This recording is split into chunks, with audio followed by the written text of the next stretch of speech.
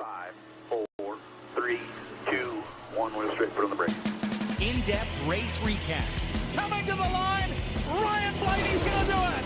Pit stops and strategy breakdown. Way to stick with it, buddy. Proud of you. Damn, man, really good quality in there. Good job. Fantasy racing results and insights. Hey, driver, great job there, bud. Hey, boss. Your weekly destination for everything Ryan Blaney and Team 12. Looking forward to seeing you down the victory lane. This is the Team Blaney podcast. I'm still Team Blaney.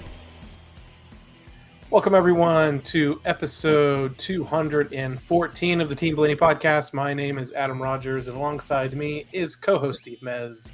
This week, we are here to break down the 2026 NASCAR Cup Series regular season with our annual season preview show. We're going to take you from Daytona to Daytona, just the regular season. We'll go track by track, talk some stats from Ryan Blaney and Team 12. As we go along the way, if anything pops out for maybe a track where it's his best track, maybe a track where it's his worst track and needs some improvement, maybe a track that tooketh away last year and maybe could giveth a little bit this year in 2026. We'll just kind of see how it goes as we go through the season and hopefully get everybody prepared for the racing this weekend at Daytona International Speedway. And maybe shake off. I said to Steve after we recorded last week, like, I hate, we don't usually have that much negativity on the show, and I don't think it was that bad for the Clash. But no. I felt like we both kind of we both weren't like excited about what happened there. But I feel like we can maybe shake that off a little bit and bring your power of positivity to the room and really have a good outlook on what the future is for the team this year. I thought last week was fine. Like I said about the Tale of Two Cities thing I did at the beginning, that was exactly what it was. It was like this little roller coaster. And what's great about every race, every weekend is that we do that. We get these moments that are really sheer to watch, and then we get these other moments that I like, what the heck just happened? And the best part is watching the team rebound from them and the driver rebound from them, and how much fun they have once they get through something, or learning from those things and then using that learning in the future, in future races. So always fun, never count it out. That as the race goes on, even when it looks like the grimmest of things, I think, well, if this happens and then that happens and then this happens, that could happen.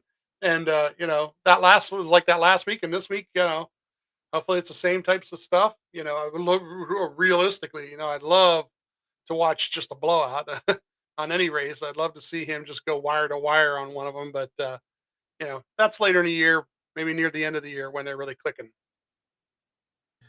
Absolutely. So before we look forward, let's take a moment to look back on the 2025 season and how things ended up for Ryan Blaney and the 12 team. 36 starts, of course, full-time in 2025.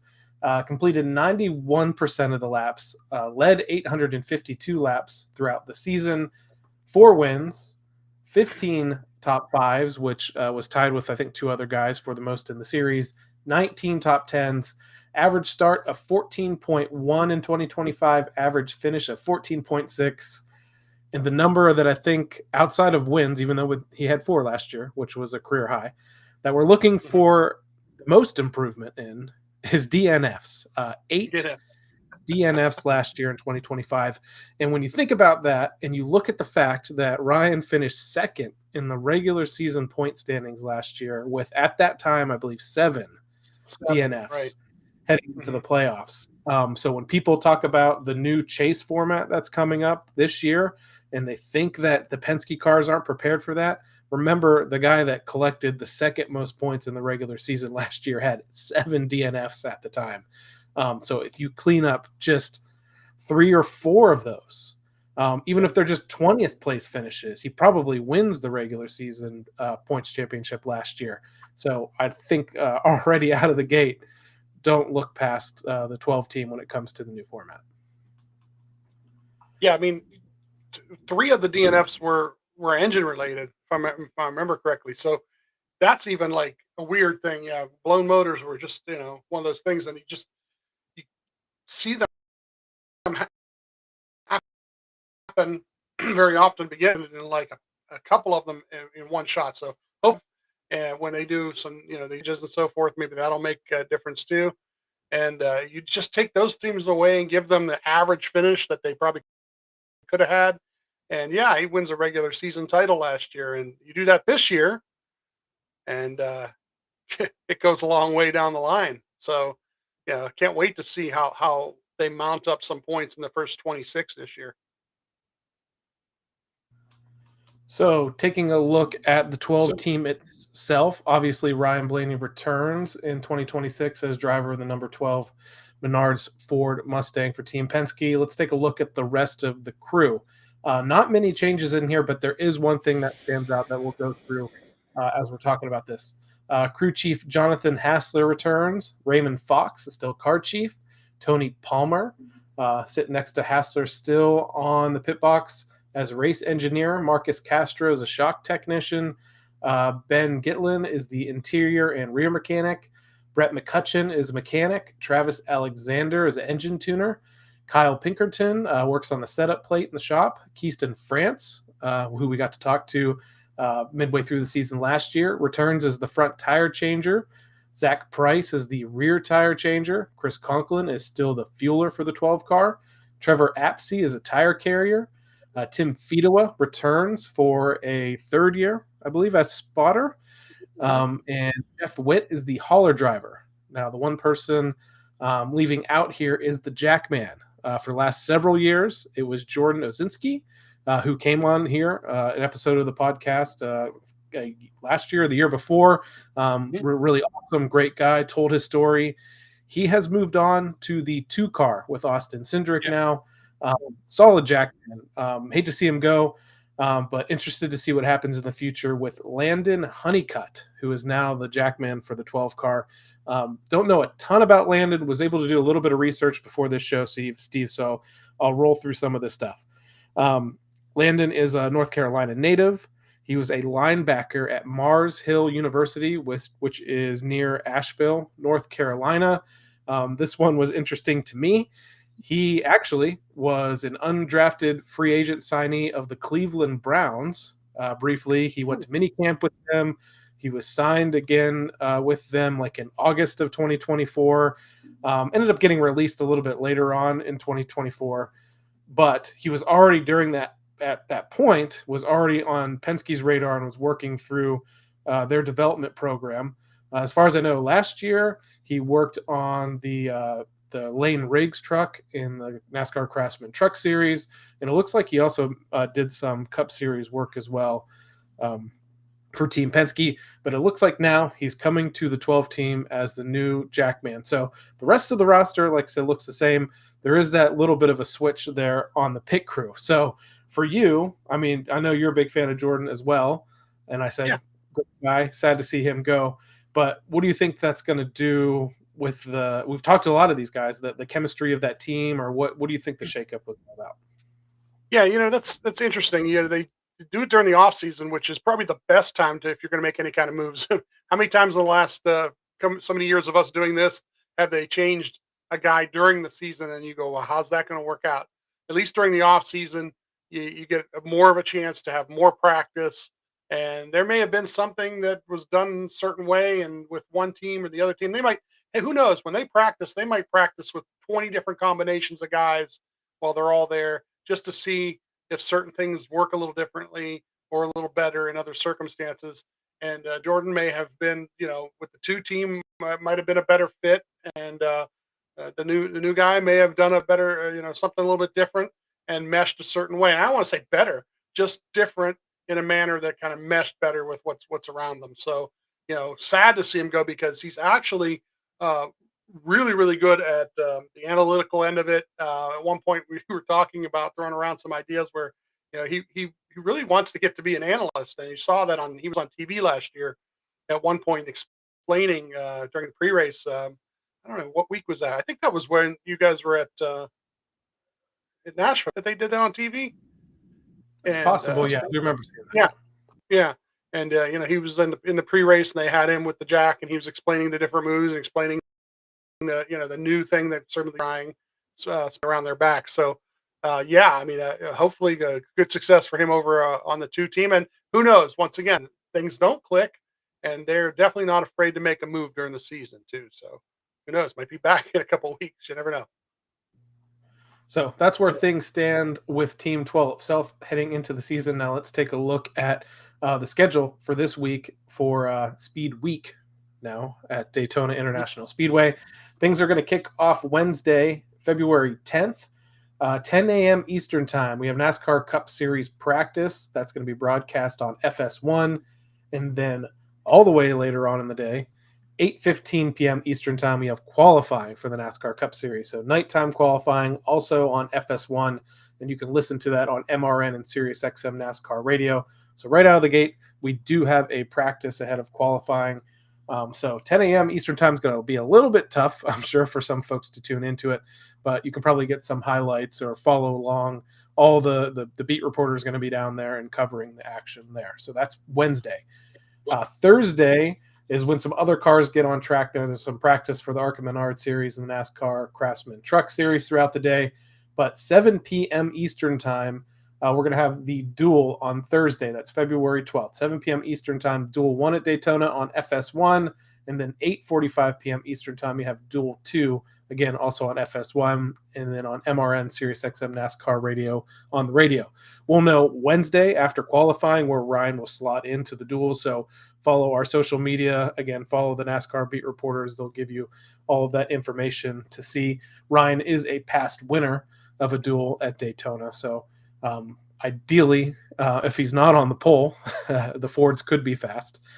He races his way into a decent starting position for the race on Thursday. Friday, you will have, again, practice for the ARCA Menard Series and qualifying for the Truck Series as well. Practice for the newly named O'Reilly Auto Parts Series. 5:35 p.m. Eastern Time, though, on FS1, we have practice 2 for the NASCAR Cup Series on FS1. Again, MRN, Sirius XM, NASCAR Radio on the radio. So there will be another practice ahead of the race. I can't remember what the practice lineup was last year. I definitely like there being practice ahead of the first qualifying session. In some years past, they haven't done that. And you got some teams like, Garage 66 or some of the lower funded teams that pop out there and suddenly the car doesn't start or they're leaking something or there's something wrong with an alternate, like a variety of things. And then they don't get necessarily a fair shake at qualifying for speed. So 2 practice sessions for this. And then 7:30 p.m. Eastern Time on Friday, you have the Fresh from Florida 250 from Daytona for the NASCAR Craftsman Truck Series. If you don't watch the Truck Series that often, this might be the one to tune into. There's a lot of teams entered for the race, but several big names. Tony Stewart is going to attempt to qualify for this race. I think Carson Hocevar is in the race. There's some other Cup guys. There's Cletus McFarland is going to attempt to qualify for this race as well. He should have been approved at a Rockingham test. Okay. There's a lot of folks entered into that NASCAR Craftsman Truck Series race. And then also I think it's just you might want to see, maybe this isn't the race to gauge it, but Caden Honeycutt is now in that 11 truck for Tricon Garage that has dominated the series the last few years. So let's see where that goes. I believe the 11 went to victory lane in this race last year. So the truck race is one of my favorites every year.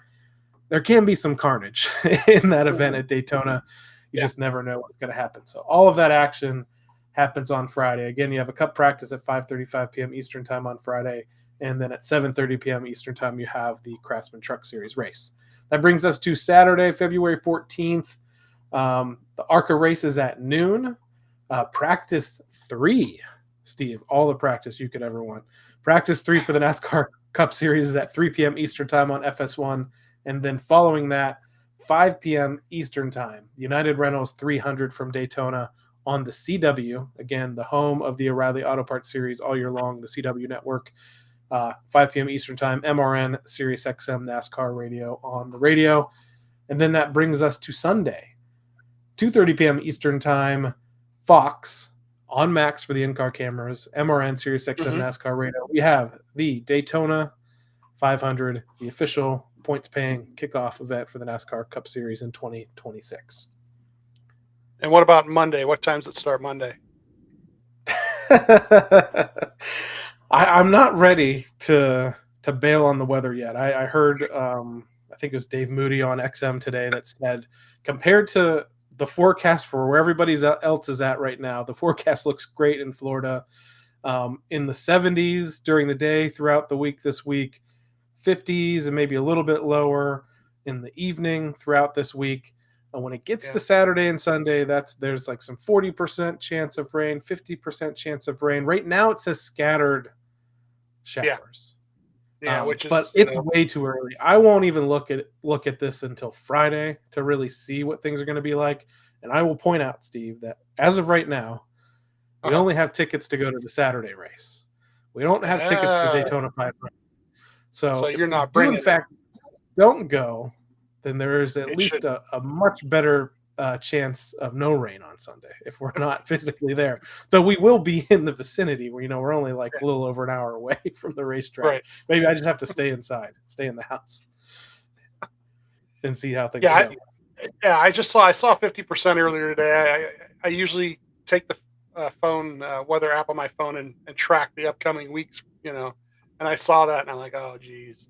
But you made fun of me a minute ago about practices, and I'm sorry, but the one before they do qualifying, I definitely understand, and maybe one more after the dual races is okay. Another one after that, I don't know, because doesn't really do anything. I was honestly surprised by that one.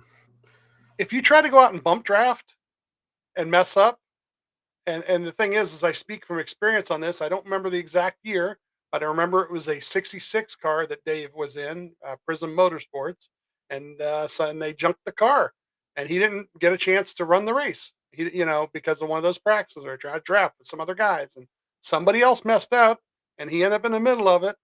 And I just don't want that scenario where they're having to mess with something because they were out there doing that. So that's why I was saying like the first practice, you do some single car runs just to get ready for running your qualifying lap, and then after the duels, like you said, it'd be good to run a couple laps just to shake it down, make sure nothing's leaking out of there after the duels, and then be ready to go. But a third one, it's like, and you watch, some of the cars will take a little bit of advantage of it, but most of them won't even be out there. There'll be a couple cars that want to make sure that, like I said, something's not leaking. But that third practice, there won't be, because they've done this in years past. And when they get to that third practice, nobody's out there. Somebody goes out for 10 minutes, they come back, and then that's it. Yeah, the cars that it's going to be important for are going to be the cars that crash in the dual races. They're going to have an opportunity to go out there with their backup cars and at least shake them down. But that's probably going to be it. There's going to be a lot of cars in the garage with their car covers on Saturday. Yeah. I suspect. Don't they have, I don't know if they still have an engine change rule too during the week. I don't know if they can change after the duel or not. They might be able to after the duel. So. Yeah, I thought they did have something like that. So that would be understandable. Shake down an engine if they did an engine change. But so let's take a look at Ryan Blaney's stats at Daytona International Speedway. So this is going to include the Daytona 500 and the summer / now fallish race at Daytona as well. 21 starts at Daytona for Ryan Blaney, 258 laps led, average start of 13th, average finish of 18.2. He has failed to finish the race 9 times over the years. So almost creeping in on almost 50% of the time he hasn't finished a race at Daytona. But that's just how it is on those style of racetracks.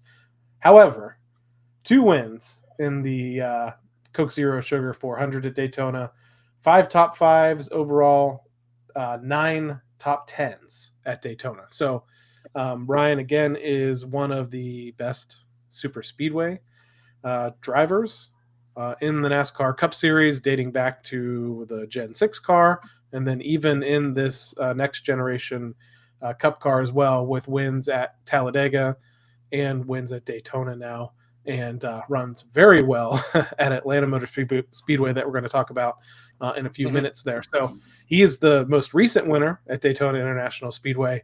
has come oh so close to winning the Daytona 500 multiple times. Got into that accident with Ryan Newman in the one race that Denny Hamlin won. Was side by side with his teammate Austin Cindric. In the most recent time, he almost won the race and got fenced a little bit by the teammate. That one was tough to watch as well. Is this finally the year that the 12 team comes home? And maybe we'll talk about that. And then what style of racing do you expect with the Cup car this year, and the fuel saving seems to go on?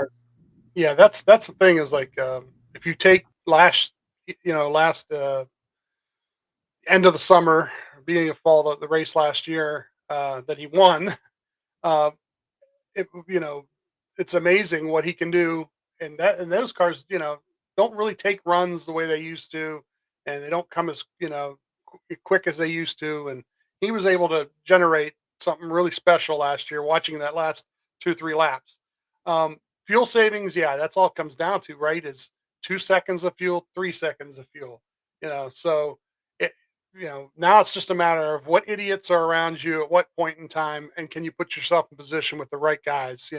I shouldn't say idiots. It's just that some of those guys start to panic way too early sometimes. And watching his finish last year in that fall race, he didn't panic. That was the thing. He was in a position, and the position kept going forward, and he kept just kind of moving forward with it very patiently, push this guy out, push that guy out.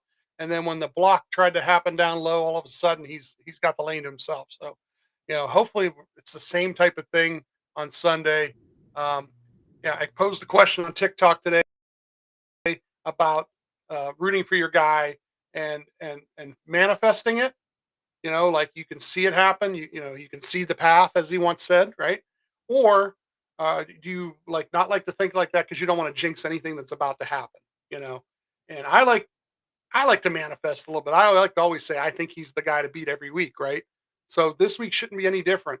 The betting odds have him as the favorite, which is really nice to see. It's people recognize that he runs really well on super speedways, and the only thing I can hope for more than anything else this weekend is he doesn't get caught in somebody else's stupidity.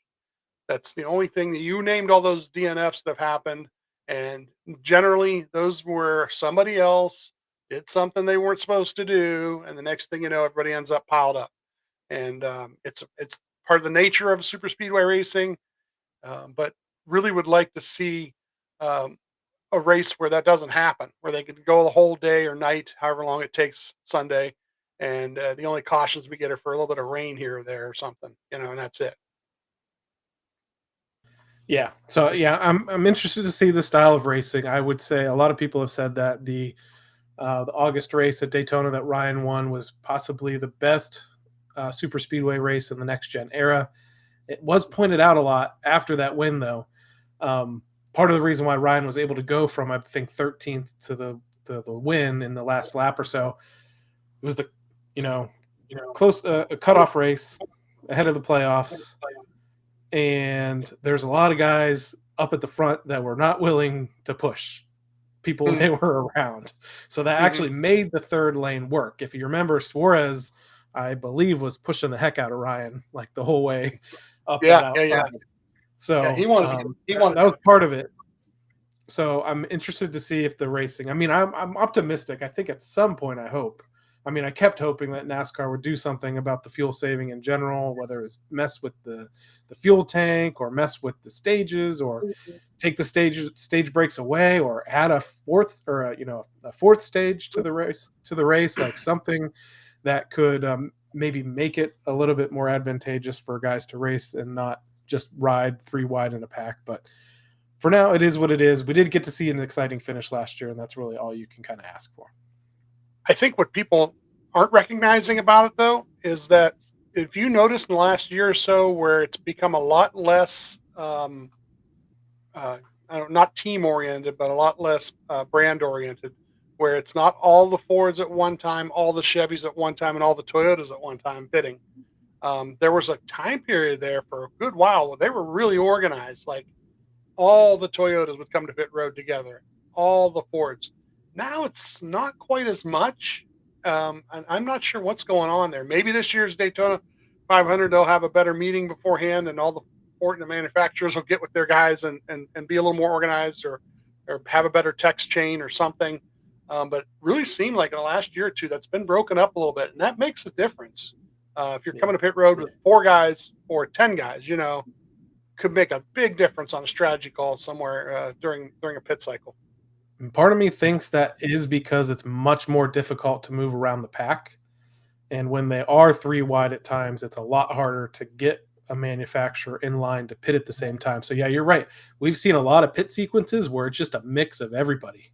Toyotas usually have to pick a partner, and then sometimes even the Toyotas are split, and some go with Chevy, some will go with Ford. So, yeah, all of that will be very interesting to watch. So, again, practice and qualifying on Wednesday for the Cup Series.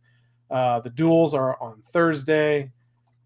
Friday, there's a second practice session in the evening. Saturday, the third practice session, like you said, that might not be too active. And then Sunday, February 15th, you have the Daytona 500, 2:30 p.m. Eastern time on Fox.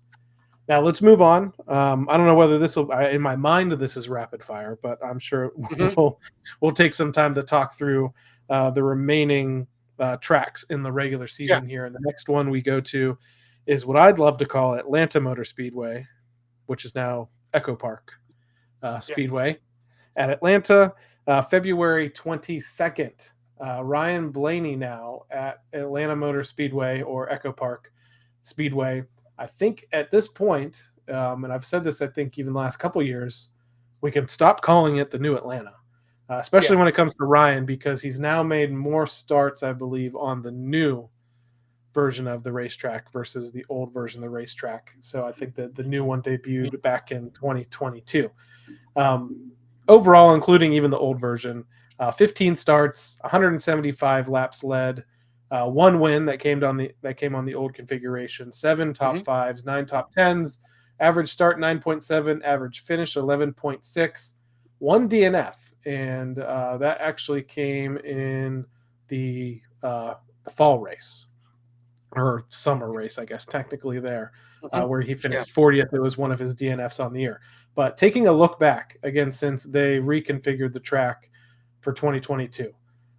He has finishes. There's a stretch here from the second race of 2022 all the way up until the spring race last year. 5th, 7th, 9th, 2nd, 3rd, 4th, including a pole. He started on the pole in the spring race last year, started 3rd in the summer race last year, and again got caught up in an early crash.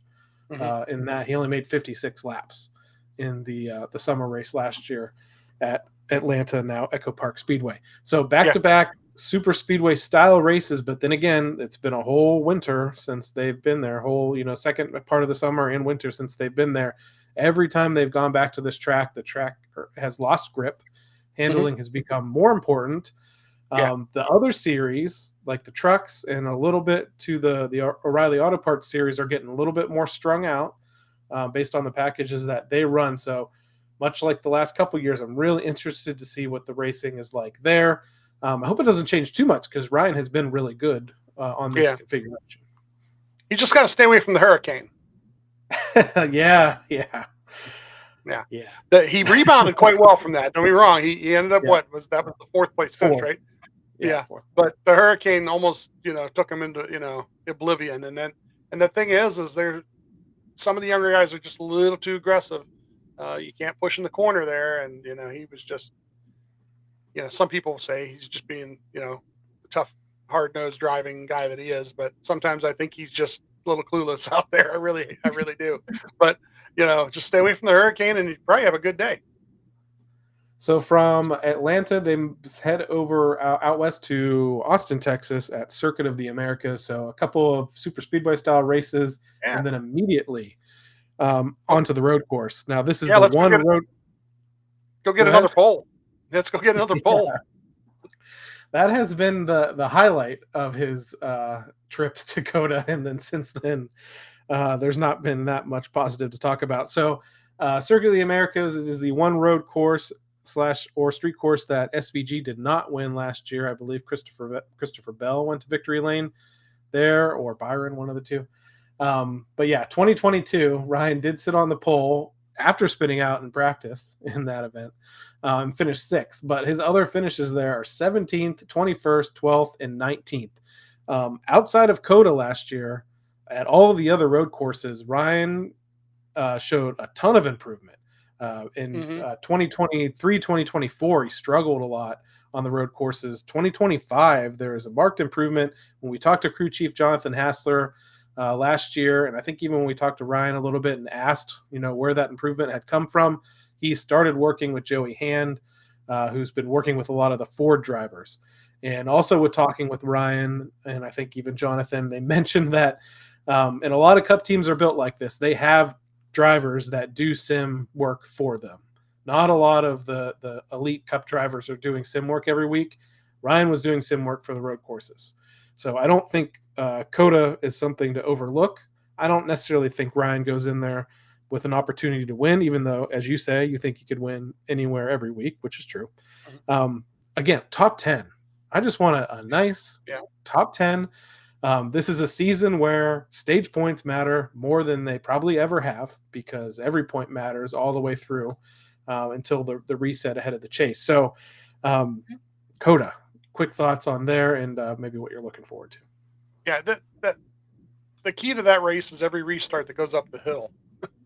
That's the key to the whole race there. Ryan really likes the track. A lot of the drivers do, because it's a very technical, it's an F1 track. It's very technical, and they've gotten pretty good at certain parts of it. But it really comes down to every restart that goes up the hill and how many guys try to go 6 wide coming around that bend in turn 1. And that's where the craziness always happens. And hopefully there's just not not in the middle of the craziness where you end up the third guy being bumped by 2 guys back, and next thing you know, you're sideways. So I like watching the racing there, and I think they modified the track last year, so they're not running a little bit shorter, and I think that helped a little bit too. So we'll have to see. The improvement was happening as the year went on last year, so let's see how that goes. First one out of the box. Yeah, and I think the race was absolutely much more entertaining there last year when they shortened the track. There wasn't as long, caution flag periods. It was a little bit more racy, a little bit more of a short track style road course. I'm really interested to see if it stays on the schedule for 2027. A lot of people weren't even sure if it would make it to 2026. So at least, and some of that I think is attendance. From what I understand, attendance has not been great at this race, and it's hard to really gauge it at a road course anyway. But we'll look and see where that is at next year. But it's still on the schedule there. So for March 1st at COTA, we we stay out west to Phoenix on March 8th. Ryan Blaney at Phoenix, 20 starts. Just give us starts from the next gen era. Sure, 20 starts, 463 laps led. Average start 7.4, average finish 10.9. He does have 3 DNFs, but only one of those came in the next gen era. 1 win, finally. 10 top 5s, 14 top 10s.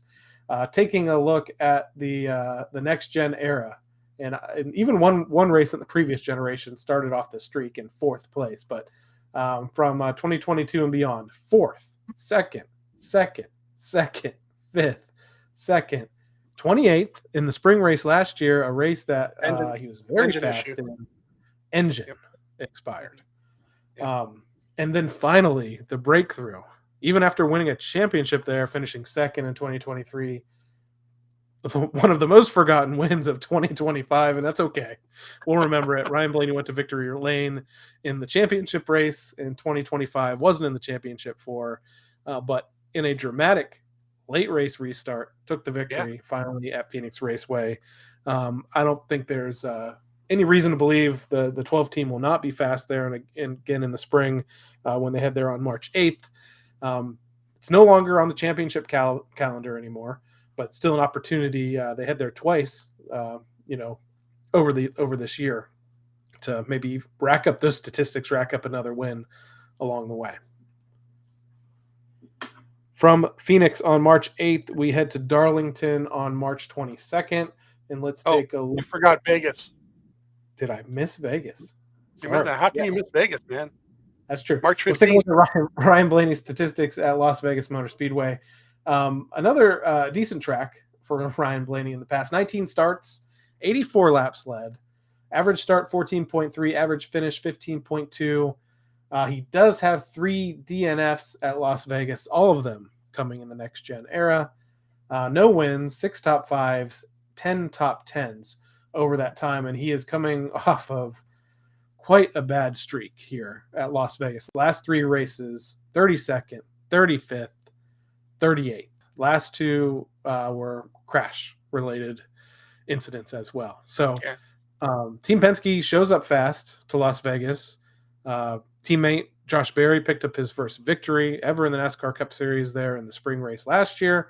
Teammate Joey Logano has won multiple Pennzoil 400s or whatever there in the past as well. Some of those, helping lock him into different parts of the playoffs in the past.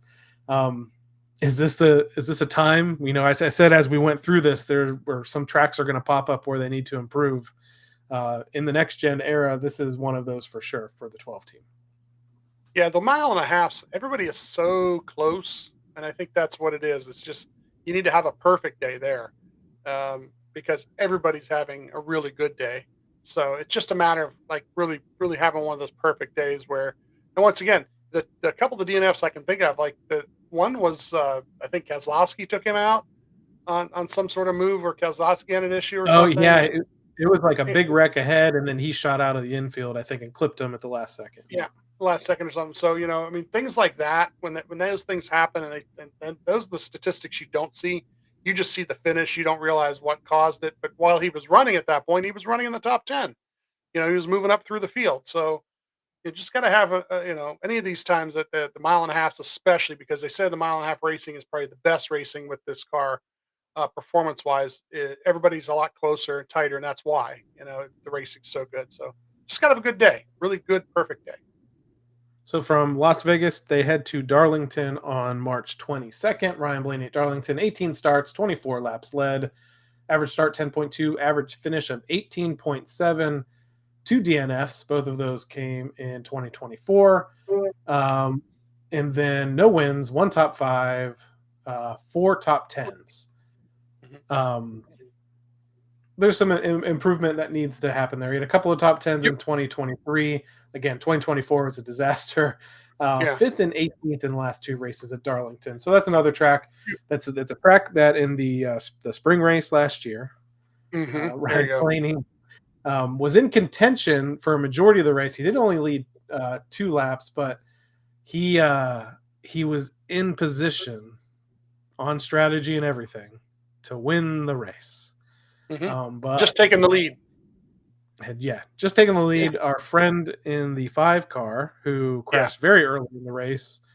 And part of the reason why I think the DVP policy and everything has changed for this year was riding around. He did get the fastest lap at one point, riding around in the way, and managed to crash with Bubba Wallace in the late stages of that race, and killed Ryan's chance. Now, they had an opportunity. You can't blame it totally on Larson. They had to make a pit stop because of this.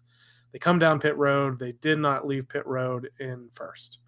And that was it, pretty much. So not thinking about it, not completely on the 5, but man, if the 5 just wasn't out there, he had no reason to be out there at that point. That's the frustrating part. He already, I think, got his fastest lap thing. He could not gain any more points on the day.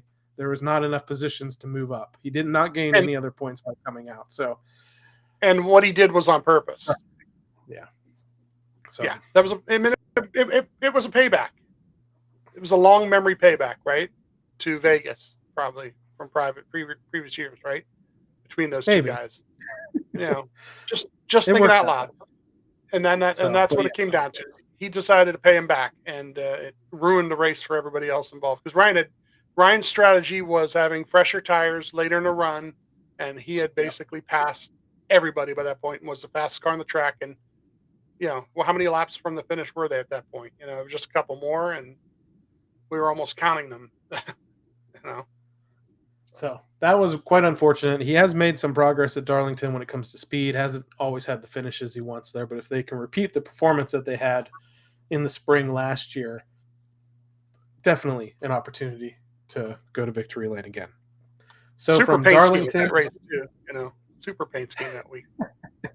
thankfully, no more. That's worth mentioning. No more sanctioned Darlington Throwback Weekend anymore in 2026. So I'm sure some teams will still do it, but they no longer are required to do it. And this could have been the year. Team Penske turned 60 in 2026. I thought this maybe was a year where they really go all in on them, but unfortunately, that's not going to happen. But hey, even if they did do it, they wouldn't do the right colors. Am I right? So Martinsville Speedway, March 29th for the NASCAR Cup Series.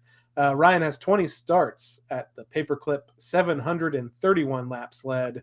I'm going to mark this just as we go. I think statistically his best track. Average start 11.9, average finish of 8.2 at Martinsville. 2 victories. Both of those sent him into the championship 4 in the Cup Series. One of them sent him on to win his first Cup Series championship in 2023. 11 top 5s, 13 top 10s. Taking a look, I mean, it's quite insane. And this is going to span both eras of the car. Gosh, I mean, I'll even go all the way back to 2017. There was one bad finish. Ryan has had what I would call one bad finish at Martinsville since 2017. 8th, 3rd, 20th. So that's the spring race in 2018. Or the fall race in 2018. So 8th, 3rd, 20th, 4th, 5th, 2nd, 11th, 4th, 3rd, 7th, 1st, 5th, 1st, 11th, 2nd. Nearly won his way into the championship 4 again in the fall, which brings up the fact, he won the race at Phoenix. Could have been, maybe it could have been 3 championships in a row for the 12 if things shake out a certain way. There's no better driver. I know Denny Hamlin has had a ton of success there. William Byron's had success at Martinsville recently. But statistically, I don't think anyone touches the 12 car at Martinsville in the way that they can wrap the corners there. Another thing, like if you're watching going into that, he doesn't qualify well, don't worry. It doesn't matter where he qualifies. It does not matter, because a couple of those runs, especially in the fall races, did not necessarily qualify great, but by the halfway through the race, there he is. End of the first stage was in the points last year. It was like he's coming. So it was just because he really knows how to run that track. After Martinsville, we have our first NASCAR Cup Series off weekend of the year. I believe that is for the Easter break. NASCAR should still be running that weekend, though, at Rockingham Speedway with the Craftsman Truck Series and the O'Reilly Auto Parts Series. So there will still be some weekend racing, I think Friday and Saturday there. After that, the Cup Series heads to Bristol Motor Speedway on April 12th. Let's take a look at Ryan Blaney's statistics at that short track in Tennessee. 18 starts, 585 laps led, 8.6 average start, 17.1 average finish, 2 DNFs. The DNFs did come in the previous generation car, though. In 2022, he had probably a very near DNF with the 12 car and the next gen car that they valiantly repaired and helped him continue on in the playoffs. I just remember that specifically from being a race that I was at. Yeah. No wins at Bristol in the Cup Series. 4 top 5s, 8 top 10s. It is one of those tracks, much like Pocono, where Ryan would have an opportunity to get the career sweep at. He has wins there in the Craftsman Truck Series and in the O'Reilly Auto Parts Series. Still looking for that Cup Series win at Bristol. I did sit on the pole there in the spring race of 2024, which turned out to be the crazy, chaotic first time with that crazy tire wear race. And we've had a couple of those, but seemingly only once per year so far. Yeah. We still have that crazy fall off. I don't know what's going to happen in this spring race. It just seems to be tied to the weather. When it's really cold at Bristol with a really soft tire, the fall off is just insane. In those races, the last few there, starting with that one, which they really, I think, just were not expecting. 16th, 6th, 5th, and 4th. So across some normal tire wear races and crazy tire wear in that stretch. Still 6th, 5th, and 4th. So they figured out whatever they needed to figure out when it comes to that. I think you just don't really know what's going to happen leading into that weekend. But again, Bristol is definitely one of those ones. Again, 17th average finish over the years, is trending in a better direction there finish-wise the last 3 visits there. This is really one of the ones I've circled outside of the Daytona 500 where I really would like to see Ryan go to victory lane. And, if you were in one of the other series, the lower series, and you need a spotter, he's 1-0 as a spotter there, too. He is 1-0 as a spotter. It was a little dirty that night in the truck series. So he's a very unique spotter, unique spotting skills when it comes to that. But yes, I do have that die cast back over behind my shoulder somewhere of Joey's truck from that night. So after Bristol, they head west a little bit to Kansas Speedway, April 19th. Let's take a look at Ryan's statistics at Kansas. 22 starts in his career. It was also the place where he made his very first ever start in the NASCAR Cup Series. And some forget it was for Roger Penske in the 12 car. So it predated him running the 21 Cup car. Started 21st, finished 27th in that race. One has gone on since then to make 21 more starts at Kansas. 178 laps led, 12.4 average start, 15.2 average finish, not too bad. 2 DNFs, both of those came in the previous generation car. No wins, 5 top 5s, 9 top 10s. Last several races there, 12th, 12th, 4th, 3rd, and then 24th there in the fall race of 2025. Kansas is one of those places. I can think of one incident they had 2022, I believe it was, between Ryan and the 5 car in the playoffs. I think it's one of those. I think the 5, almost fenced him going into 1 on a restart and took away Ryan's shot to win there. So it's one of those tracks where I was talking about things have been taketh away that it needs to giveth in 2026. So much like Las Vegas, lots of speed there. Just doesn't always have the finishes, but it's probably a track you're going to want to watch for him to have some success at in 2026. From there, April 26th, we head to a place where he has had a ton of success, and that is Talladega Super Speedway.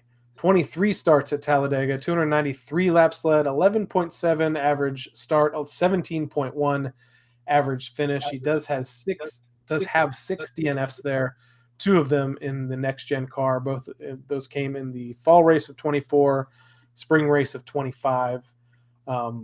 3 wins at the track. He is a Talladega Super Speedway Walk of Famer. 6 top 5s, 8 top 10s. Last victory came in his championship season. This kind of helped catapult him through the playoffs. It was part of that amazing run that he had in the 2023 playoffs. So his last win coming at Talladega in 2023.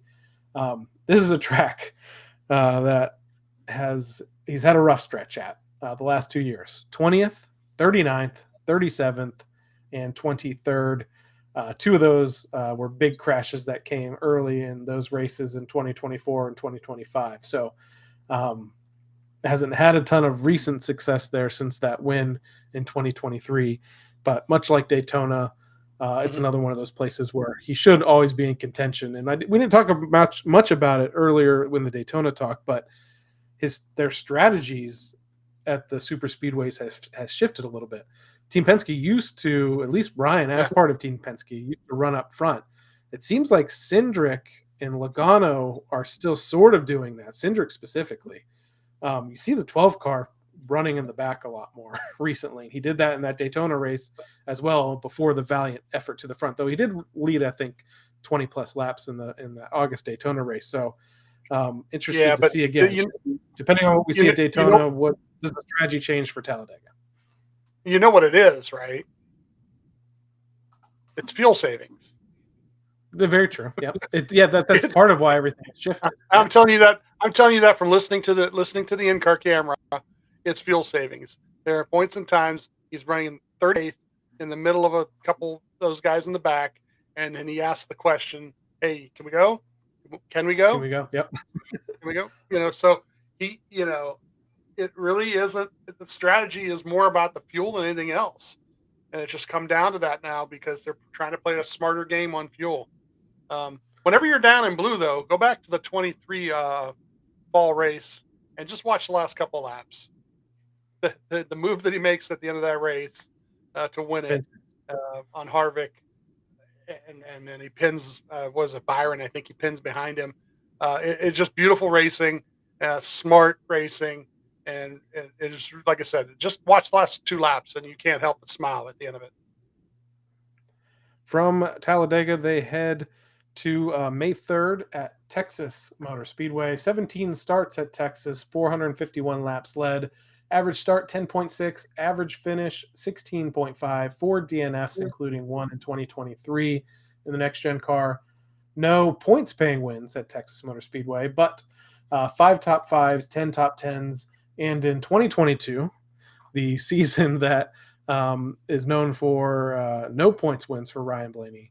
In the first season with crew chief Jonathan Hassler, they did go to victory lane in the NASCAR All-Star race, which in true Ryan Blaney fashion did come with a lot of drama in the fact that they threw a caution, I would say, less than a second before he crossed the finish line, dropped his window net, valiantly got his window net shoved up enough to where it looked like it was up. NASCAR, the tower must have just turned off the broadcast. Didn't notice what was happening. Thankfully for their own decision. Thankfully for a little Velcro and a little. And but Ryan survives the restart, battling Denny Hamlin, who was a little annoyed after the finish, a little sour because he knew that Ryan's window net was down and thought they should have made him pit and give up the spot, but they didn't. And Ryan Blaney added to one of those kind of career highlights. It's always nice to say you won the NASCAR All-Star race, so he has one of those in his career, again, coming back in the 2022 season. Interested, again, I've said interested a lot. Interested to see what happens at Texas. After the reconfiguration there, the racing got really bad. But when the next-gen car came in, it got a little bit better. And it's another track that's out there sitting in the sun, going through some winters and things like that. As it starts to lose grip, the racing has started to improve there. It's still not as good as maybe it could have been if they left things the way they were.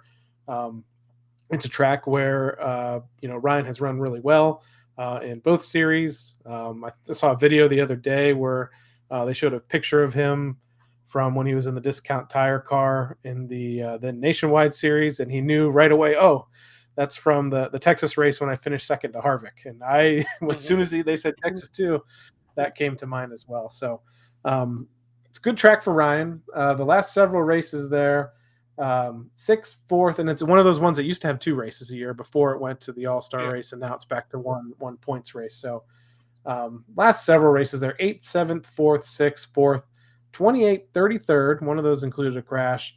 And then 3rd place finished there in the lone race there in 2025. So much like a lot of the other mile-and-a-half tracks, he's going to be fast.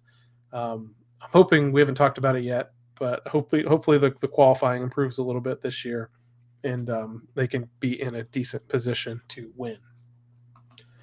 May 10th, we head to Watkins Glen for a much earlier start this year. Yeah. It was in toward the fall last year. That's true. Sat on the pole in the race last year. 9 starts at the Glen, 37 laps led. Average start 16.4. Average finish is perfect for him on the road course, right around where he usually is, 15th at Watkins Glen. 1 top 5, 4 top 10s, no wins. Again, he does have that pole there in 2025. 2024 is a race where the first time somebody had an incident that brought it's the incident that I believe brought back or changed the way DVP works, in the fact that Ryan got in a crash very early. He didn't even make a lap in the race. Something broke in the car. The rest of the car looked totally fine, but something broke, I believe, in the steering, and they towed him back straight to the pits, out of the race.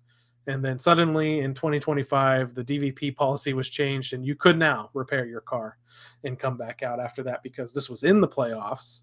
He's the defending Cup Series champion, and suddenly they, strike a heavy blow to him by not being able to. And that's the one where they did tow some people back to their pit boxes and let them continue on as if they just had flat tires like they did in the past. It was crazy. So as we mentioned, improved a lot over the last year at road course races. Sat on that pole, outdueled SVG for the pole in that race as well. So not a place that to count him out. And as of right now, it's on my list, our list this year as a new track to attend in person for the first time. So looking forward to that. Yeah. Excellent. I would say Josh didn't answer my message, but I guess maybe he did, because I asked him, after Ryan got the pole, if he could let him lead a couple laps. And Ryan actually ran pretty well the whole race, really. And there were comments from SVG after the race about how he couldn't get to Ryan early in the race, which was kind of surprising to hear. From Watkins Glen, we head to Dover Motor Speedway for a different type of race in 2026. And this one's been a little controversial, a little weird. It's one of those things where they took a points race away to give it to somewhere else that will be exciting a little bit later on in the schedule. But Dover, in the day, no lights, becomes the host of the NASCAR All-Star Race in 2026. 15 starts at Dover for Ryan Blaney, 92 laps led, 12.1 average start, 16.8 average finish, 1 DNF there in 2019. No wins, 1 top 5, 5 top 10s. So not an amazing track for Ryan in the Cup Series, though. The last 3 races there, 3rd, 7th, and 8th. So they've had a lot of speed there. Dover has only had 1 race per year for the last several years. Now it's going to be hosting the All-Star Race. He does have a NASCAR O'Reilly Auto Parts Series win at Dover in the past, so he has visited Victory Lane. He does have a monster trophy. All-Star Race, weird to have it there, man. I hope it's just a 1-year deal because I like the Dover races. I like the track. I like. We were there last year, and the racing's not that great. If it wasn't for a couple cautions with restarts, it got spread out and really didn't show a lot of like where you could pass. Which makes it worse for an all-star race. Yes. So what I'm proposing right now, and hopefully somebody's listening at NASCAR, is we usually with all-star races they do some things, right? We'll do a thing where 20 laps and 30 laps of this and 40 laps of that and then 10 laps of this and a pit stop thing. Let's do this. Let's race 50 or 75 laps and then have a break and then run the other 50, 75 laps the other direction. It would shake things up for sure. You want to see some crew chiefs have a fit? Yep. Trying to figure out how to make that car for that. Yeah, the camber situation is going to put a lot of people in trouble. Mm-hmm. Remember the car of tomorrow? The car of tomorrow could do it. The COT could do it. That's probably the last one that could. But that would be a great way to, all of a sudden we're going to run the last 50 laps making right-hand turns. Yeah, well, if anything, because I just don't see it. I don't see how it's going to be a big event. It's not going to be at night. It's not going to be in prime time. They have no lights there. They're going to have to do something crazy, like you said, crazy with the way things are.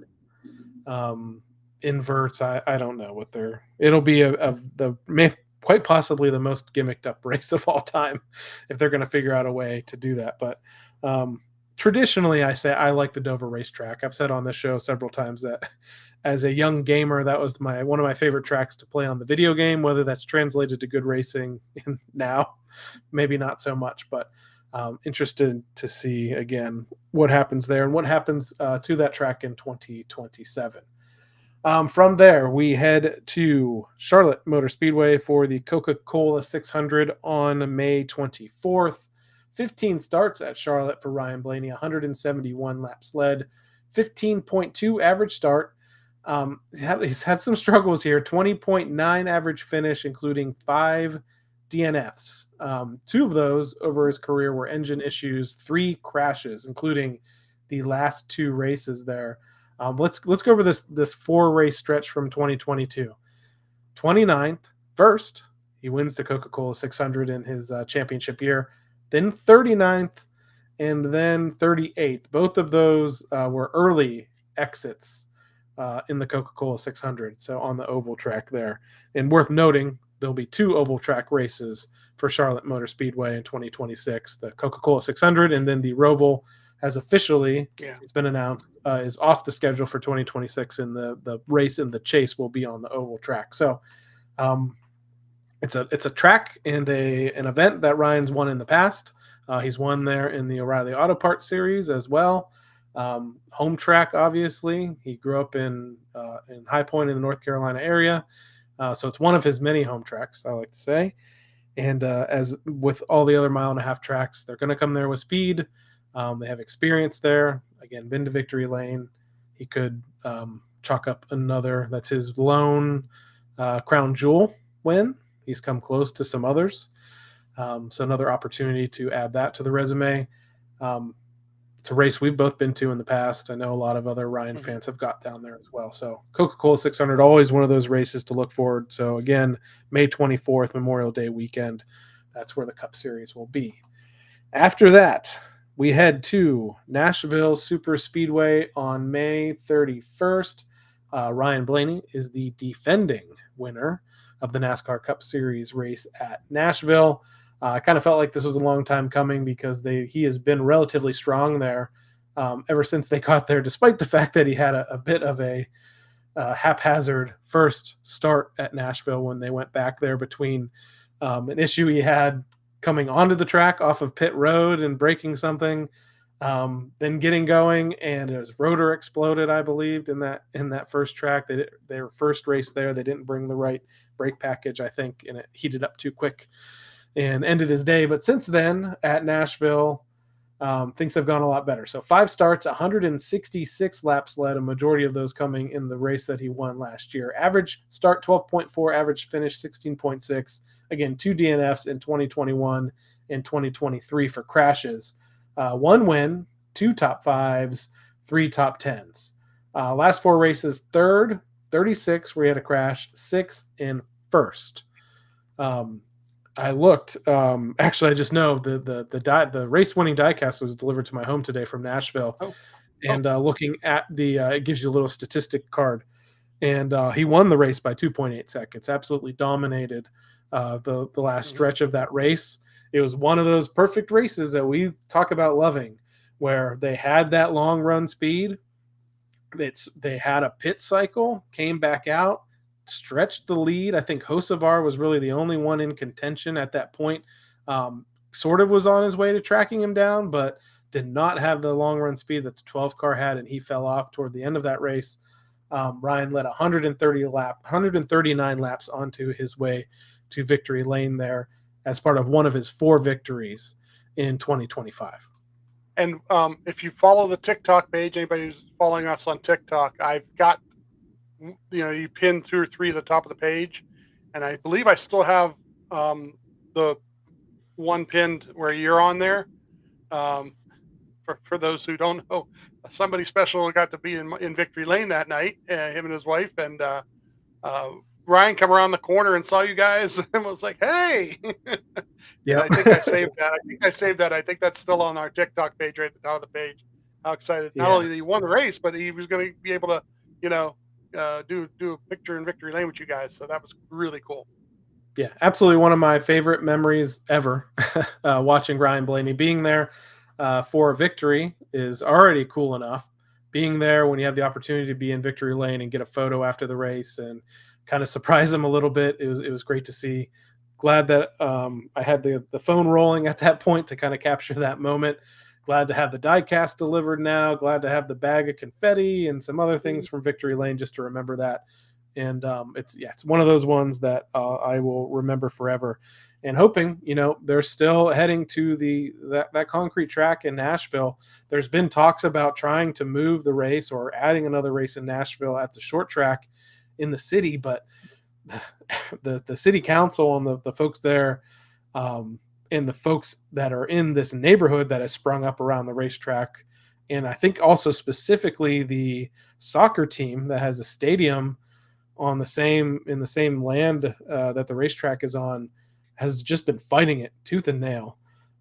Marcus Smith and SMI have come in and they've tried to work with everybody there, work with the city, work with the neighborhood, say they're going to invest a ton of money in the track to bring one cup race a year to that facility. But it's one of those times where other racetracks around the country fight this, where not everybody is a race fan, and you can't please everybody. So for now, they have returned to the Nashville area a few years ago, put on some pretty decent racing there, and obviously we're going to think that 2025 race was fantastic when the 12 car went to victory lane. From Nashville, the NASCAR Cup Series heads to Michigan on June 7th. Ryan Blaney at Michigan has a lot of experience, 17 starts over the years dating back to 2015, 81 laps led, 10.4 average start, 15.4 average finish. He has 1 DNF coming in 2020, 1 win, 5 top 5s, 8 top 10s. The victory came in the previous generation of car, 2021. That was a cool victory. The way the racing was with that car, the way that he was able to kind of block runs and make runs at the end of that race. It was an exciting victory and one that we look back on fondly. The interview with that from that one, it's not on YouTube anywhere, correct? It's just in our It is on the, yeah, it's on our audio podcast archives, yes. Okay, so you'd have to go back a little ways to get back to 2021, but we actually got lucky and was able to interview Josh Williams, Ryan Spotter, about the last restart and that was at 8 or 10 laps to go when that restart happened, and how basically he and Ryan maneuvered and held off everybody. So, if you get a chance and you want to listen to something really, really cool, I really lucked out with that. Josh had a couple minutes for me on the Monday, literally the day after it happened, and gave me some great insight into what it took. Because at that point, the style of racing was this like amoeba drafting kind of a thing that was going on there at Michigan. And what they really had to do was kind of like some really cool things to hold off runs. And it was like a beach ball effect a little bit between cars. So once you got in front of somebody, that somebody didn't get real close to you, but they pushed the air enough where, they pushed you out again. So it was really exciting, but really interesting to listen to Josh. So if you get a chance to go through the podcast archives, wherever you download your podcasts, it's back there from what you said, 2021, right? So, yeah. Yep. So from the race at Michigan on June 7th, they head to across the way to Pocono Raceway, June 14th. Great track for Ryan Blaney, 16 starts over the years, 98 laps led, average start 14.0, average finish 12.8. He has 1 DNF coming in 2022. 2 wins at the Tricky Triangle, 4 top 5s, 8 top 10s over the years. That is the site of his very first victory in the NASCAR Cup Series, coming in the spring race of 2017. And then in 2024, went to victory lane again in the Cup Series, and then followed that up last year with a 3rd place finish at Pocono. So prior to that, in 2022, 2023, the first 2 starts there in the next gen car, 33rd and 30th. But since then, 1st and 3rd. So I star this as another track. Just seems to fit his racing style. He has victory there in the NASCAR Craftsman Truck Series as well. It's another one of those tracks where he could complete the career sweep if he ever someday gets any more starts in the O'Reilly Auto Parts Series again. Great track for Ryan Blaney. We bring it up every year. Great track for you personally as well.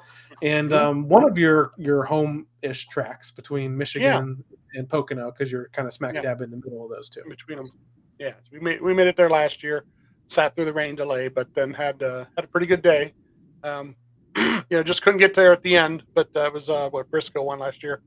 But Yes. pretty good run last year. So yeah, it's not a bad place, to go once in a great while.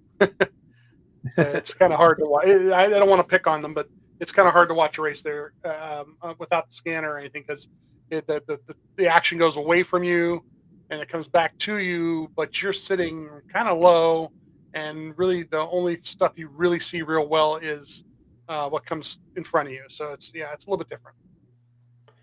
So the next track that they're headed to, June 21st, I have no statistics for because it is brand new on the NASCAR Cup Series circuit. never been staged before outside of iRacing, and that is at Naval Base Coronado in San Diego, as the NASCAR Cup Series takes its street race and moves it to California. Part of the America 250 celebration, 250th anniversary of the Navy as well. And the Cup Series is going to head there for a street race on the naval base. I heard, jokes about the spotters, maybe, and maybe it's not a joke, spotting from an aircraft carrier, but then also the joke that if the carrier has to scramble and leave, they're gone. The spotters with See them. you guys. So pray for peace, I guess, if they, because they're saying there'd be at one of the turns. It's a great vantage point if they were up on the carriers. But we ran the street race at Chicago with the amazing sights of the lake and the skyline. This one's going to be amazing sights of aircraft carriers, the ocean. I don't even. It's one of those races where I don't even care what the racing is like. It's one of those. It's a road course. Nobody's been there before. Because of all of that, SVG or Connor Zilich are going to win the race. Hoping for a top 15, top 10 for Ryan, maybe better. You don't know. No one's been there before. It's a little bit of an even playing field outside of the two guys that I just mentioned. But this is one of those ones where it's an event. If it rains in California, as we talked about last week, how things happen, and listening to the teardown, I heard Jeff Gluck kind of say, like, this is one of those, the most NASCAR of NASCAR moments, I think is what he calls it. If something weird happens like that, I can't help it. But this should be an event. This should bring eyeballs from people that aren't average race fans. I know several folks are going to run, special folks are going to run like in the Truck Series race. Jimmy Johnson's going to run a truck because San Diego is like, the area that he grew up in. He's going to run the Cup race as well. This is one I think a lot of people have marked on their calendar just as something that should be fun and should be positive.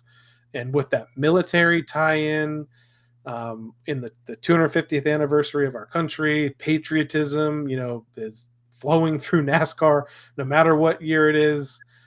This should be a great event, is what I'll call it.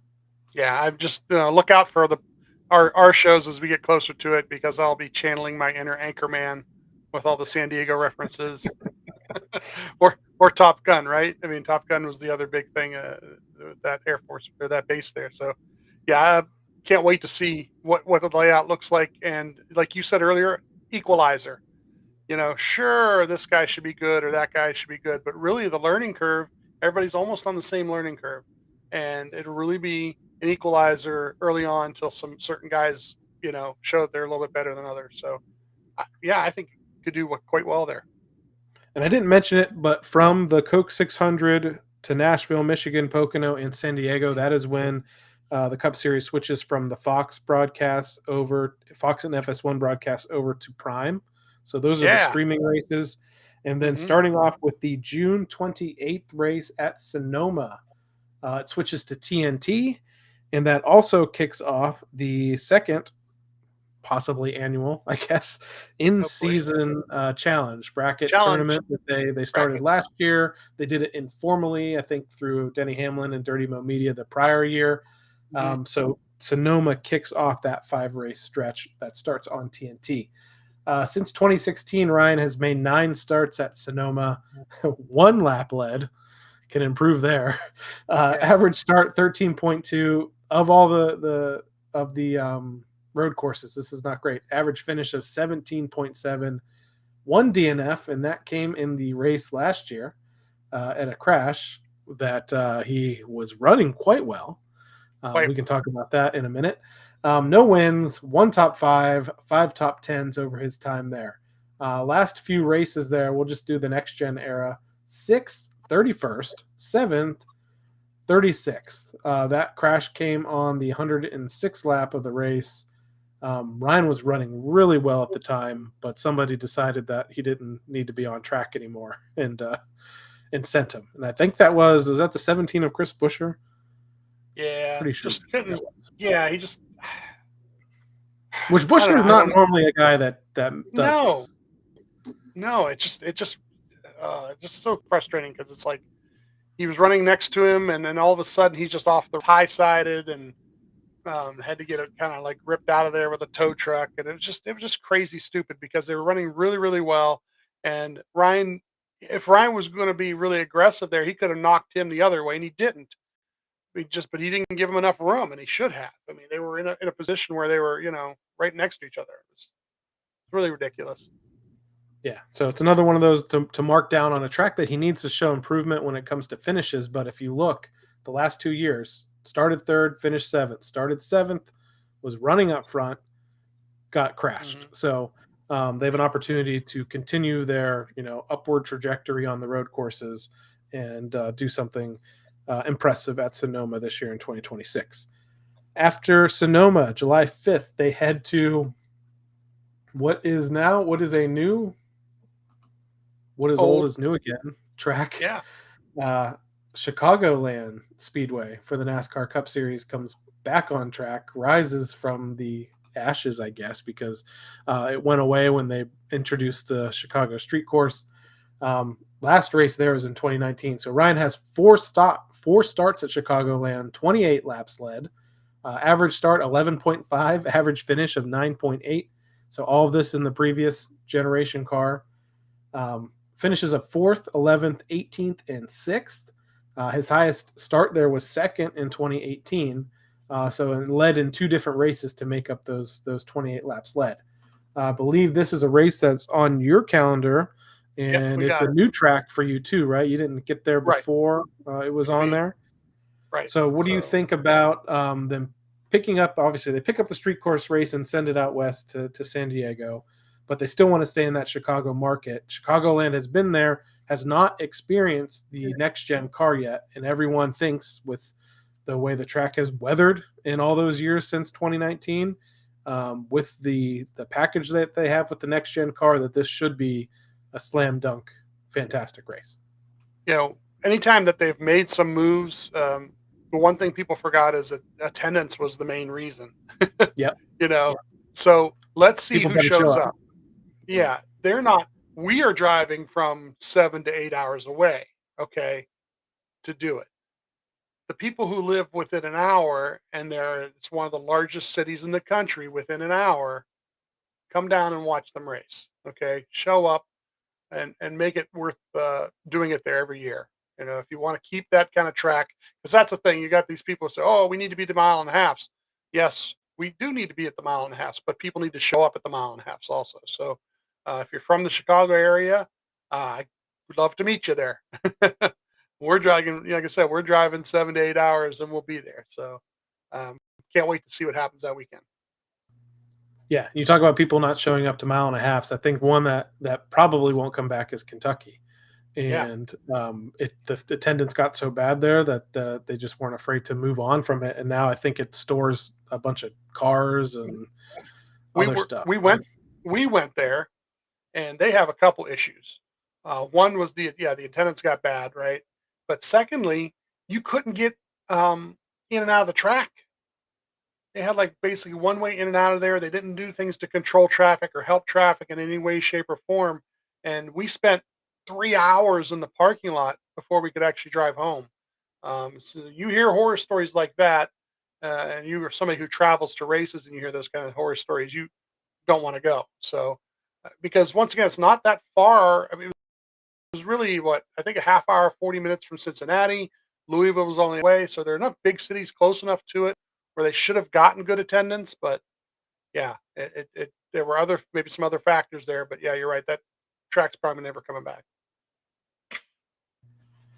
So from Chicagoland, they head to the summer race, July 12th at Atlanta Echo Park Speedway. We've already kind of talked through that. Another opportunity for Ryan, and hopefully maybe to pick up his third win at Atlanta in general, assuming he wins the spring race. But expect the team to run strong there again. After that whole spring and summer has moved through, is the track going to be even less grip when they head there on July 12th?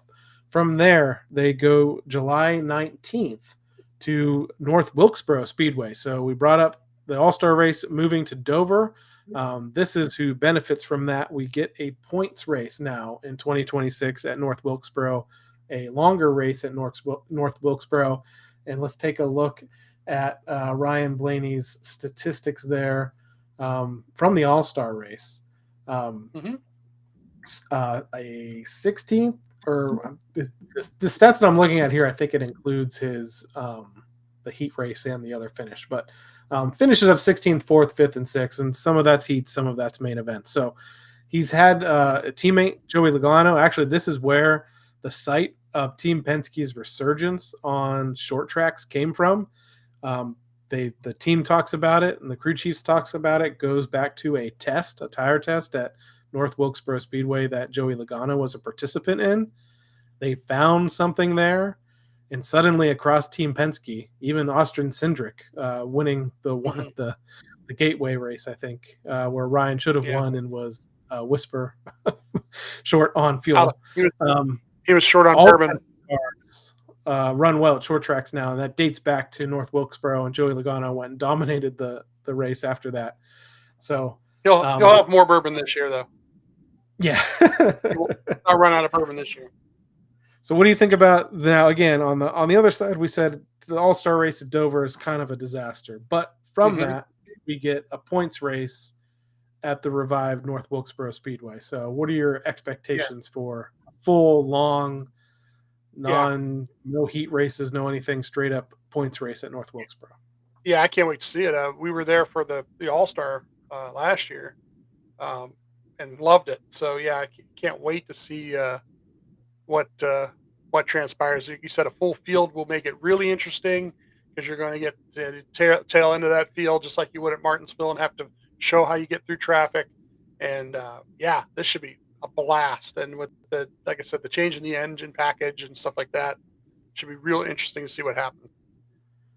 So the final race in the in-season challenge, which again started at Sonoma, went to Chicagoland, went to Atlanta, went to a short track at North Wilkesboro. So compared to last year, the in-season challenge actually has a great lineup of tracks. So a road course, a mile and a half, a super speedway style track, a short track at North Wilkesboro, and then on July 26th, they head back to the Indianapolis Motor Speedway. And for the second year in a row, it's the return of the Brickyard for third year in a row, the return of the Brickyard 400. So Ryan at the Brickyard, 8 starts on the oval, 40 laps led, 14.8 average start, 16.4 average finish, 3 DNFs. The 2 of them came in 2016 and 2017, and then 2020 as well. 1 top 5, 3 top 10s. Last 2 starts there since they returned to the oval in 2024, 3rd and 7th. And in 2024, was in position to potentially win the first return to the Brickyard 400 in 2024. That was the incident where former mentor and teammate Brad Keselowski was in command of the race.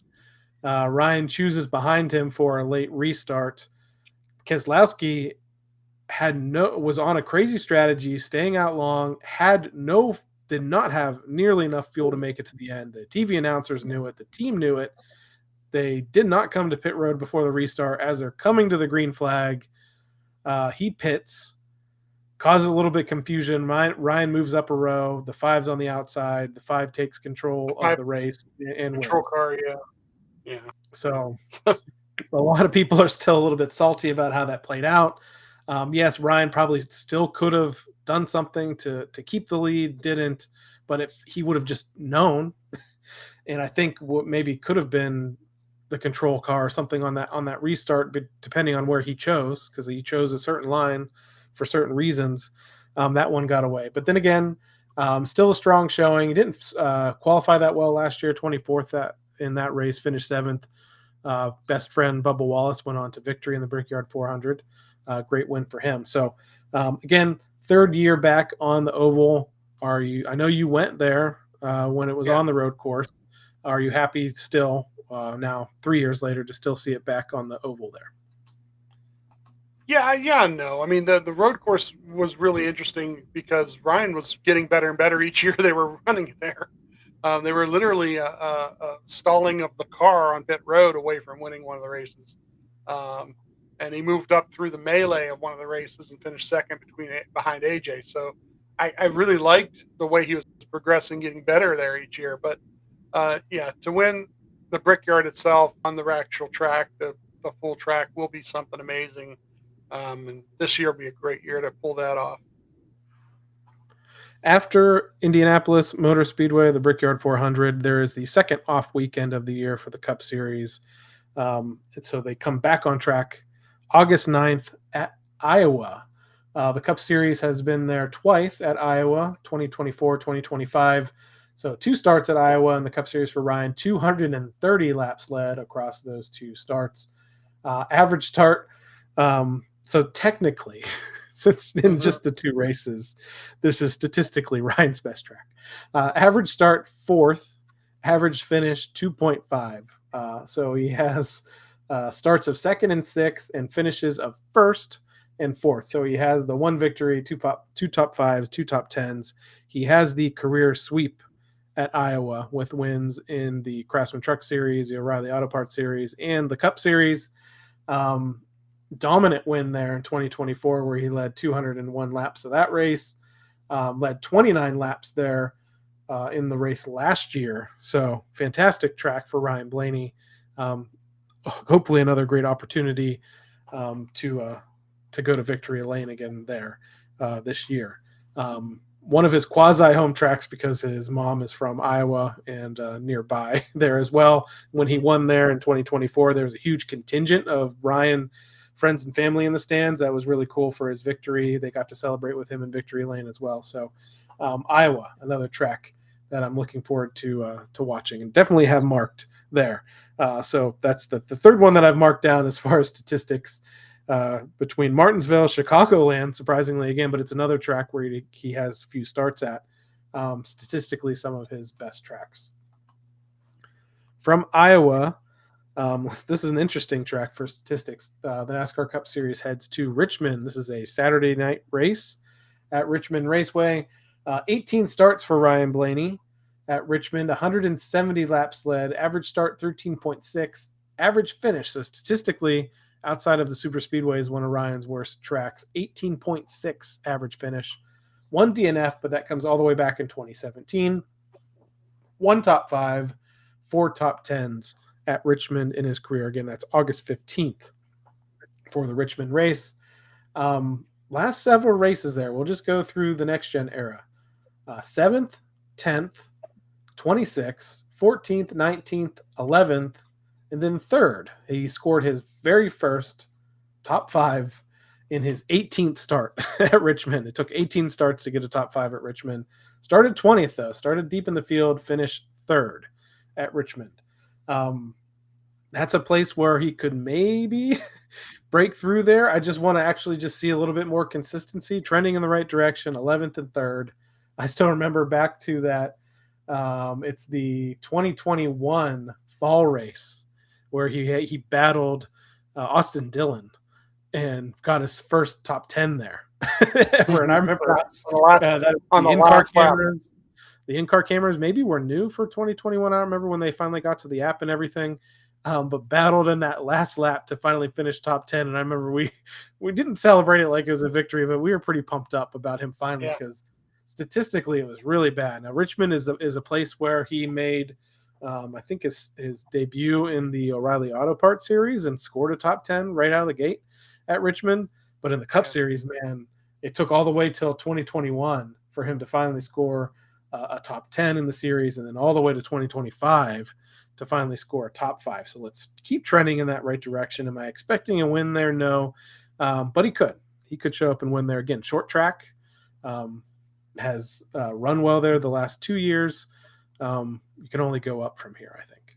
Or no, I guess you could go back. Yeah. He only needs to finish his 3rd, just needs to get 2 more spots to finally go to victory lane.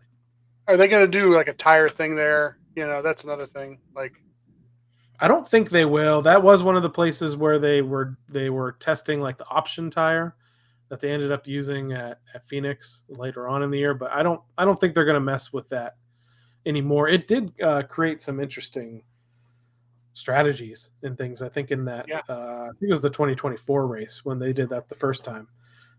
Austin Dillon has won there the last 2 years. In the first time was dominating the race. Late caution. That's when he sent Logano and Hamlin.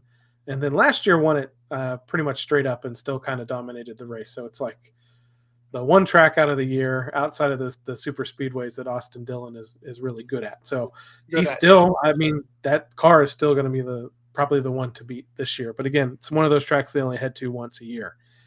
August 23rd, the NASCAR Cup Series heads to New Hampshire. So Loudon. Ryan Blaney at Loudon, 13 starts overall, 185 laps led, average start 8.8, average finish 13.5, 1 victory, 3 top 5s, 5 top 10s. And that victory came in the lone race there in 2025. A little bit of a surprise, not necessarily because of the style of track, because it is a flat track with tight turns. It does have a little bit longer straightaways, but it fits into this driving style again, where the 12 is able to kind of wrap the turns at these flat, shorter tracks. But it was a surprise in the fact that in the next gen car, he was 18th, 22nd, 25th, and then finally wins. He did qualify relatively well all those times, 11th, 5th, 2nd, and 2nd, but went to victory lane finally there in 2025. One of those races, he was running in the top 2 or 3, and Mr. 0% made a move on him, if you remember right. Yes, that was the 2024 race, I think. So so take that with a grain of salt too. So Tim gets a bite of the lobster last year. So those are great victory lane pictures of those guys handling that lobster.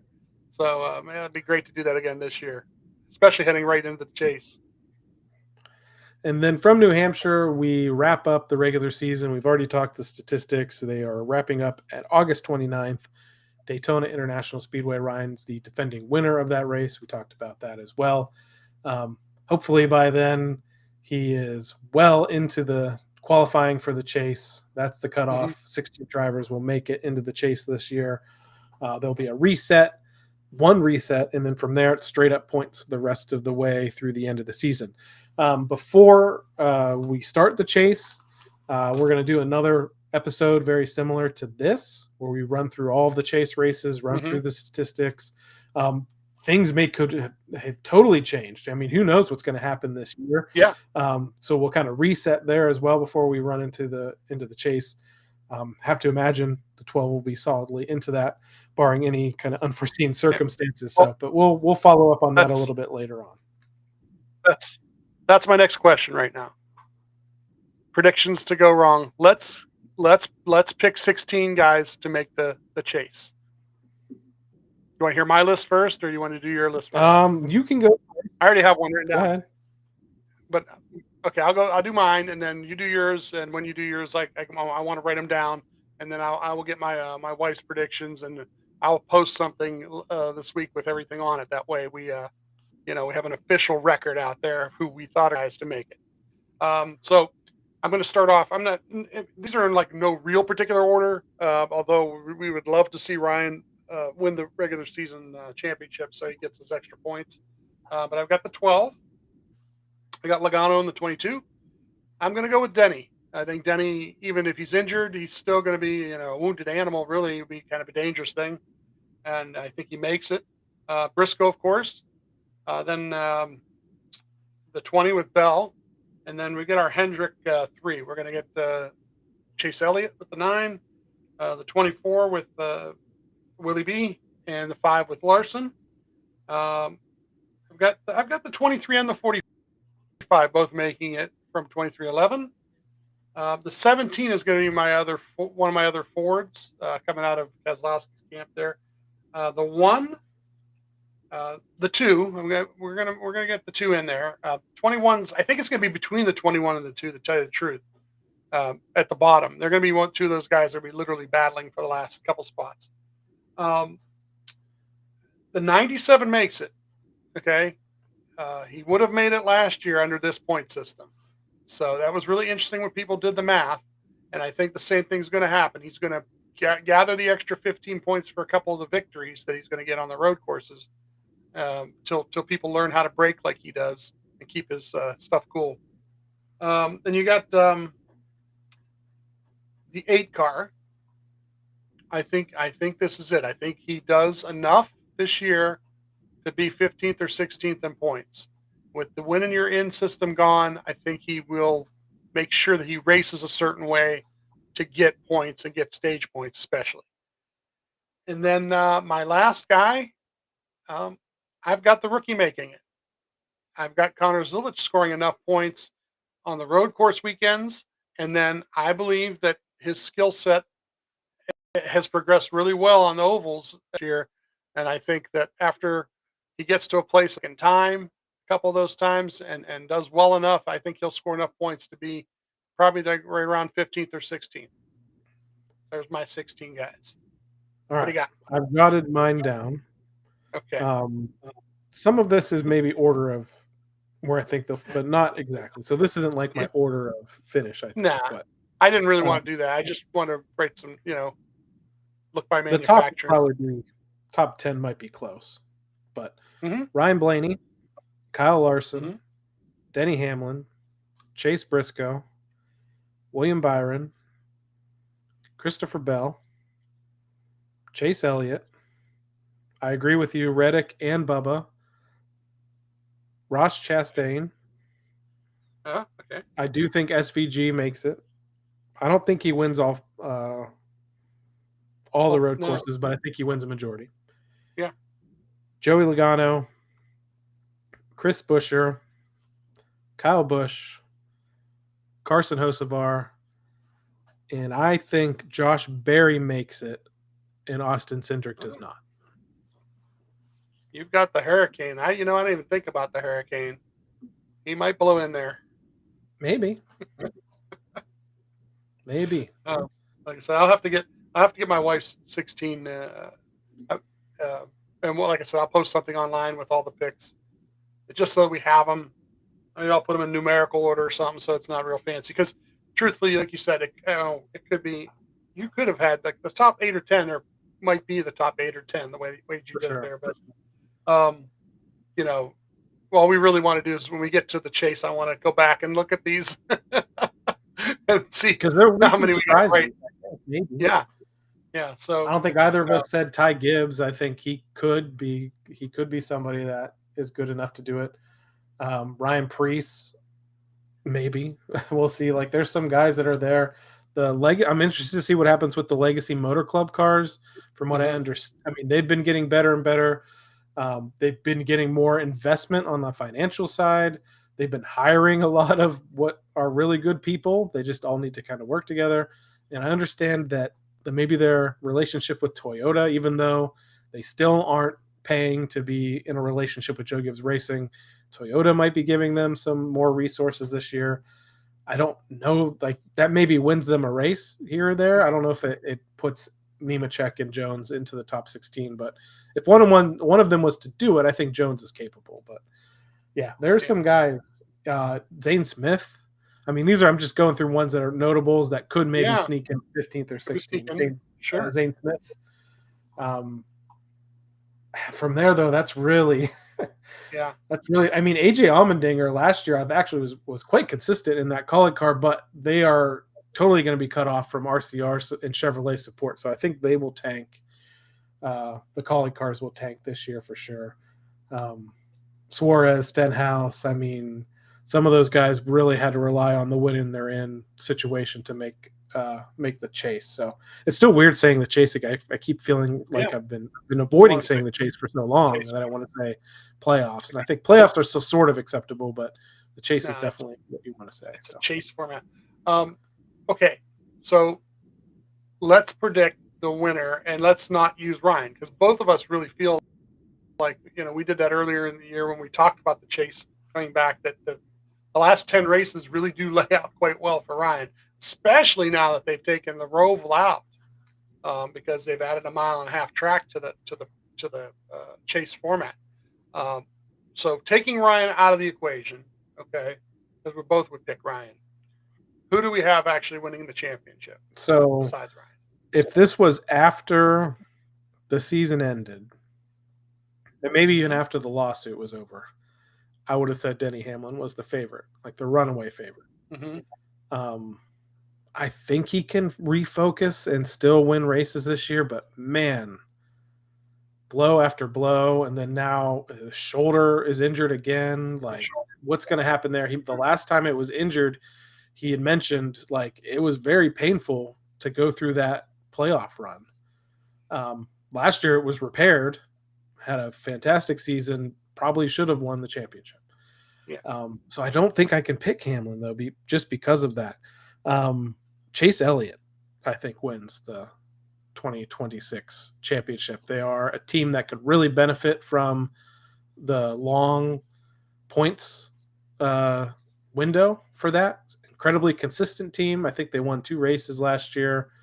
I think they're a team that could benefit from the format.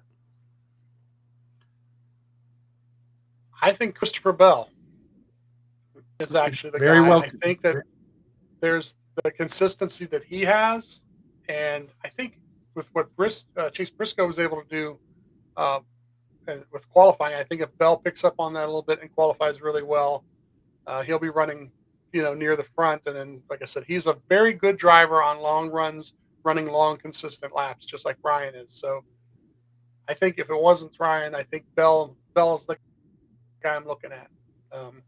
The Denny thing, that was his shoulder, because the last time when he had the shoulder injury, he didn't tell anybody he had the shoulder injury till after the season. The fact that he's telling you before the season, not to make it like a built-in excuse, but it's kind of like that. Like he's setting it up to let you know that if it doesn't go well, there's already a reason why. And not to make an excuse, but just to let you know, if he's going to be in a lot of pain and stuff, it might affect him. So I know we've run quite long on this episode, but yes. Still, one last thing to wrap this up, Mm-hmm. on kind of off the cuff. Your one wish for the 12 team in 2026. That's not win the championship. I'll start with mine. My one wish for the 12 team in 2026 is they consistently qualify in the top 10 this year, because I mentioned stage points will mean more than ever, in my opinion, this year, with the way the format is set up for the regular season and the way the format is set up for the chase. Even though statistically, Ryan still, I think, was second overall in the whole season the last year or two in earning stage points, and that's with not earning stage points in many of the first stages, or few stage points in the first stage of a lot of races, because of qualifying efforts that were 14th, 15th, or worse. So if they could still keep that long run speed that they're known for, that won a couple of races for them last year, if they can keep that speed and still find a way to fire off the race or fire off in qualifying a little bit better, that's the perfect storm. That's what every team wants. But that's my wish for the 12 in 2026, because I think if they can do that, they can win I don't even know if they're still going to crown a regular season champion. Maybe they still do. He can win that, finish first in the regular season, and get the 25 bonus points at the reset, because of the way they can accumulate the points over the year. Couple things. There are 2 things here. One is that I'd like to see be another race that he wins. We've had a really good luck in the last 4 or 5 years with that, and because we got to see 2 Martinsville wins, and got to see the Roval win. So it'd really be nice that one of our trips this year we get to experience that again. For those who've never had that happen, it's a really incredible thing, and you got to keep going, because you just don't know what week it might happen. So if you can get to 4 or 5 races, or 5 or 6, like we tried to do, hopefully that happens. The other thing is, you said not winning the championship wasn't something I could have. Right. No. My other thought was to clinch the thing with over a week to go. I'll give you that.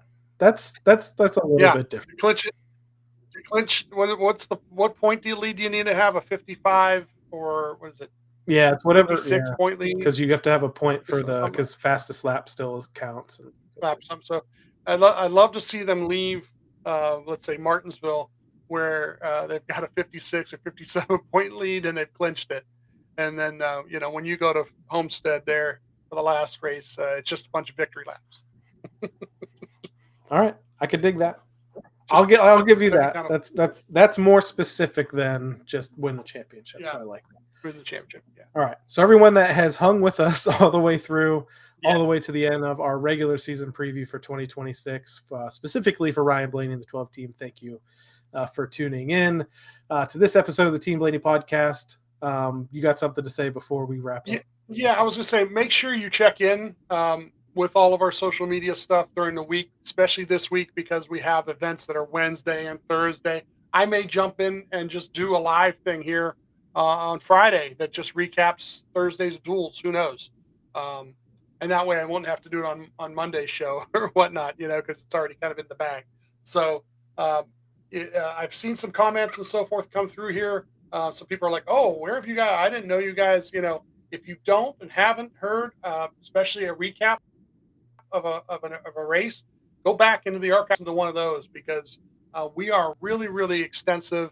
We do I think, I'm going to toot my own horn, do a really good job of getting details, facts, things that you don't necessarily see on TV when you're watching it on a regular broadcast, and hopefully bringing that to you guys so that you guys get a little more in-depth insight into it. And, tell a friend, is what I said to some of the people in the chat earlier. So if you haven't heard it before, haven't seen it before, tell a friend and come back next Monday night, and hopefully we'll have something really exciting to talk about. Absolutely.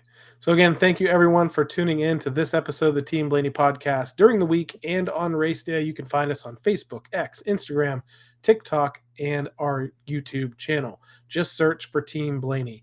We also like to encourage you to support the Ryan Blaney Family Foundation, Ryan's official charitable organization, benefits brain health causes like UPMC Sports Medicine and the Alzheimer's Association. To learn more, visit RyanBlaneyFamilyFoundation.org or follow them on Facebook, X, and Instagram. So for my co-host Steve Mez, I'm Adam Rogers. We'll catch you next time right here on the Team Blaney podcast. Good night, Ocala. Check out